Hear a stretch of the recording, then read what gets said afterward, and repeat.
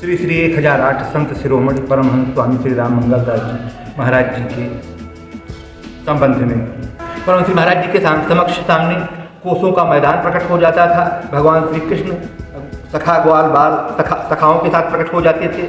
मोर प्रकट हो जाते थे, भगवान मोरों को मक्खन खिलाते थे। दिव्य रास लीला शुरू हो जाती थी। परमहंस श्री राम मंगलदास जी के सामने भगवान की दिव्य रास लीला शुरू हो जाती थी। कोसों का मैदान प्रकट हो जाता था, मोर प्रकट हो जाते थे, सखा सखियाँ सब प्रकट हो जाती थी, दिव्य रास शुरू हो जाती थी। तो दही का हाथ दस लूटन भगवान लीला दिखाया। दही का हाथ परमहंस श्री महाराज जी के गुरु जी जो अत्यंत उच्च कोट के परमहंस श्री बेनी माधवदास जी महाराज जी, परमहंस श्री महाराज जी के गुरु जी अत्यंत उच्च कोट के सिद्ध संत, उनकी दिन रात सेवा करते थे महाराज परमहंस। तो हाथ दही का हाथ परमहंस श्री महाराज जी के गुरु जी के हाथ में डाल दिया। तो गुरु जी उनको दादा गुरु जी कहते थे। महाराज जी के शिष्य उनको दादा गुरु जी ने कहा, देखो महाराज जी से कहा इसको गोकुल होन नाम रखना। परमहंस श्री महाराज जी सेवा भाव ये था। सावन मेला, कार्तिक मेला, रामनवमी मेला में शौचालय उस समय नहीं थे, पुराने समय में शौचालय नहीं थे।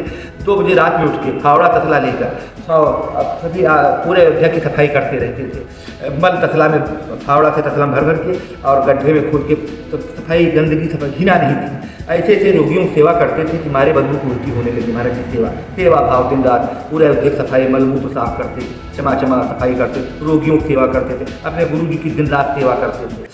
परमहंस श्री महाराज जी के श्री चरणों में इन्हीं शब्दों के साथ महाराज श्री महाराज जी के चरणों में वाणी को विराम देते हैं।